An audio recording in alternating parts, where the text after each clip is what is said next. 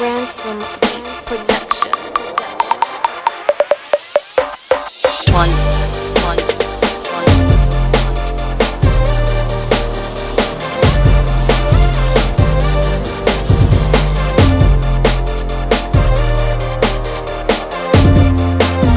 One, one, one.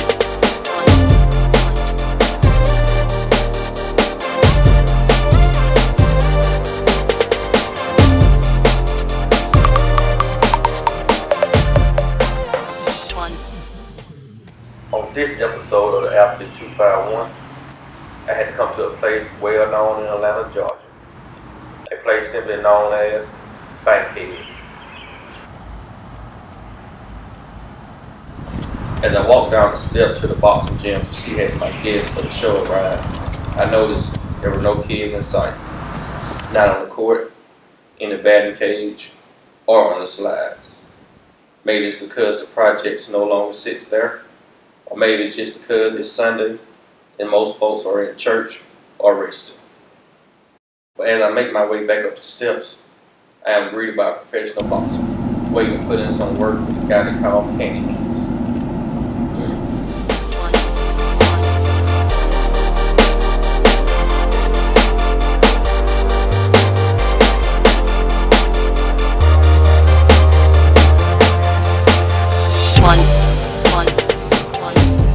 The place I had to come to find the guy that they call Handz is the Atlanta Pal, a boxing gym put together by Atlanta Police Department for at-risk youth.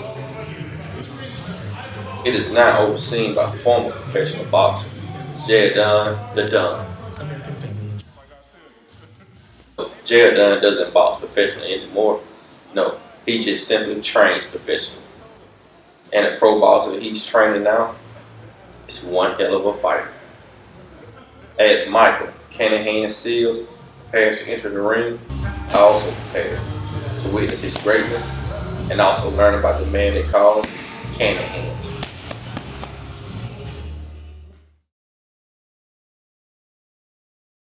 Introduce yourself to my audience, could you?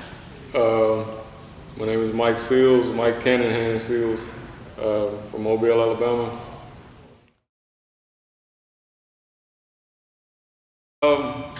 When I first started boxing, I was just really in the gym to stay in shape. But when I first started boxing, I had a lot of little kids in the gym. It was like at a community center, kind of like this one, like Atlanta Pal, but it was in Decatur, Georgia. Decatur, Alabama, and I was in the bag and hitting the mitts and stuff, and the kids were like, "Man, every time you land a punch, it sounds like cannon's going off." So I was like, Cannon Handz. So a kid gave you that name? Kids gave me the name, yeah. You say like a gym like this. What does this gym represent? Tell me a little history about this gym here. This gym is really for like the troubled youth, just to keep the youth out, out of the streets, give them something positive to do in their spare time, or whatever. When they come to the gym, they train themselves in the ground and don't have any energy to go out and do something crazy. So it was basically, that's what Atlanta Pal is, and that's basically what Decatur, DYS boxing was in Decatur, Alabama. Okay. Yeah. Let's go back to your childhood for a second. What was your childhood like for as family, sports, discipline, etc.? Just tell me a little bit about your childhood coming up. My mom and dad were together. We, I had my older brother, my younger brother. We were all in the same house. We, church every Sunday, Monday, Friday, and Sunday. Choir rehearsal on Saturday. I'm not like every other boxer that they had. They grew up in broken homes, and I don't have that kind of story. But I got to see a father that worked his hand to the bone, man. I never went without anything because of my dad, man. That's where I got my work ethic from. Yeah. It's him, man. He displayed what a man is supposed to be, and if you want something, you work hard for it. Okay, then. You don't stop.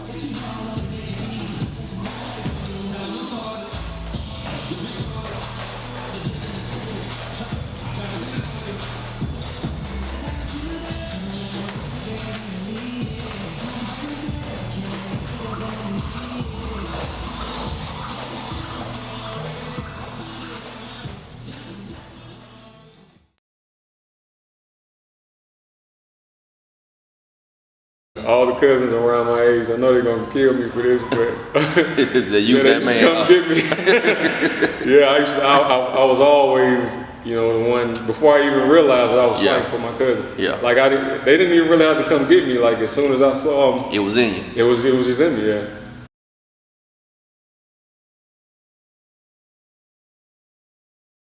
Football was definitely my first love. Played from the age of 6. And you know, I mean, you played with me, Yeah. though, you know. That was my baby, man. I cried when I had to let it go. So did you think that was your future? Oh yeah, I definitely That thought was it was your my future. Yeah, football was life, man. So yeah, I just knew I was going to the NFL. So high school, you was good in football. Mm-hmm. You got a scholarship, right? To what school? Alabama A&M. I got a partial scholarship to Alabama A&M. Due to the reason why they gave me a partial was because you know I was actually going back and forth with Auburn. I had verbally committed to Auburn with Coach Witt at the time. Verbally committed to them, but I played in the All-Star game, the North-South All-Star game, and I tore my ACL in that game. In like the first quarter, I tore my ACL. Coach Witt was at the game. He came down, he checked on me, asked me if what happened or whatever. Mm-hmm. The doc told him I tore my ACL. Haven't seen or talked to him since. So I went to That pretty much probably was a blessing in disguise, though. Oh, it was. So you didn't continue playing football in college. Mm-hmm. When did this transition from football to boxing start? When did you notice you had what it took to box? I actually didn't. I always wanted to, like at Southside Boxing. In Mobile. Like it was right down the street from my house. But I never went in there because, football was life. You know how that is, football was life, man. So I didn't even deal with boxing or even think about doing any boxing at the time because I was playing football. But as soon as the injuries and everything happened and I was forced to stop playing football, I was like, man, let me go mess with boxing. Test that water out. I was like, I'm the ultimate competitor, so I kind of knew where it was gonna go, where I was gonna go with this, where the love was gonna go. But I went in there saying, man, I'm just gonna do it to stay in shape, just to stay active. I don't want to get fat or whatever. So I just go in here and box and mess around with boxing. I always wanted to learn how to box, but like I was in there like a few weeks, and then like my first sparring session. No, you good. Yeah, my first sparring session, man, I sparred against a guy that had been boxing for like 15 years. And I had only been messing around with it for a few months probably. And I gave that dude everything he wanted. But I was green, I didn't know what I was doing. I was just fighting off of instinct and just athleticism. Been playing football my whole life, been playing sports my whole life. So I knew how to, I was an athlete. Man, I was bloody, he was bloody. Man, yeah, man. And on the ride home, I was like, man, I should have been doing this my whole life. Man, it's 10-hour days, 8-10-hour days, just like a 9 to 5. When people, that's why I get offended when people tell me, "Oh, boxing is not a real job." Like, dude, I work just as many hours as you work, and I expend 3 or 4 times the amount of energy you spend. How many days a week you on train? 5 to 6 days out of the week. I rest. I usually rest on Sunday, but we changing it up now, so I take a I even heard you lived in the gym at one point. Oh yeah, man. Tell me about that. Yeah, man. This journey has been an interesting journey, man. I've dedicated everything to this sport, so I used to sleep in the gym. Wake up, train, go back, eat, go back to sleep, wake up, train again. Mike's last fight ended in a loss. But what most people didn't know is that the cannon hands didn't have that cannon power behind his punches due to a shoulder injury. But he is not making any excuses. He is just ready to unleash them cannons again. What's your record right now, Mike? I'm 20-1 right now. 20-1. When can we expect another fight from you? Very soon, man. We've been having guys. I want the big fights. I want a top fight. I don't want any I don't want any fights that I'm like the severe favorite in it. You know, I like being an underdog, and I want the big fights. But the guys who are at the top, they don't want to take those chances with me. Does that increase your drive to better yourself? That you know, so these guys don't even want to give you the chance. Oh, most definitely.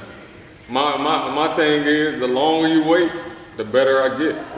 So you keep waiting, you know, the whooping just gonna be that much worse. You know, keep waiting. That's all you gotta do. I ain't gonna get old. Keep waiting.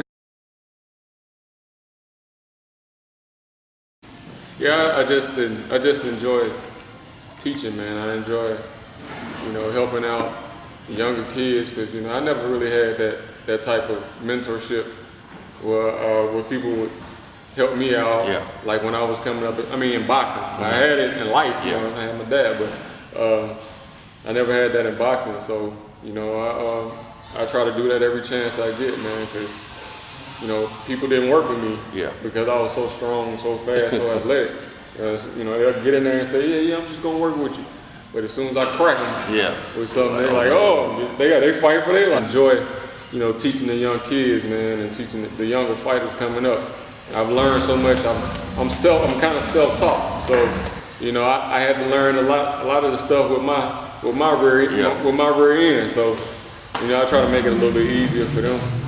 And you know I was in there with him today, like just teaching them little stuff, how to step over, how to keep his hand up, you know how to you know move his head when he attacking, so he not on a straight line. Little bitty stuff that people don't see, but you know it's the stuff that make great fighters. I got you. Any last remarks? Yeah, man, just look out for me, man. Look, don't forget about me. We're gonna be world champ, man. We're gonna be world champ. Y'all just keep on supporting me. Mobile keep supporting me. You know, I love Mobile. All the time, bro. That's home, baby. All the time. And I know it took a long time for us to link up, man. But, schedules. Yeah. You know, you doing your thing, I'm doing my thing, but we finally got together. So I appreciate you reaching out to me and like us doing this thing, man, because it's what you're doing is a great. I sure appreciate it, bro. For Mobile, man, because if we would have had this, we would have had that back in the day. We've been on. We've been good, man. I'll be in the league somewhere. All right, Mike, man. Appreciate you on the show, man. For now, all we can do just sit back and wait for those hard crushing punches. But just know, when the lights come on, so will the camera. Ransom Beats Production. One.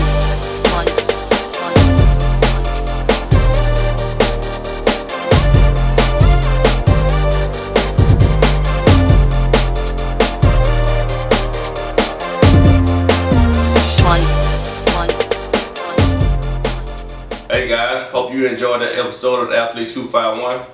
This episode was sponsored by the Mad Hatter. The Mad Hatter specializes in snapbacks and fitted caps with a variety of hats from NBA, NFL, MLB, and they also has college hats. The Mad Hatter. You can contact them at 251-648-8879. Again, that number is 251-648-8879. The Mad Hatter.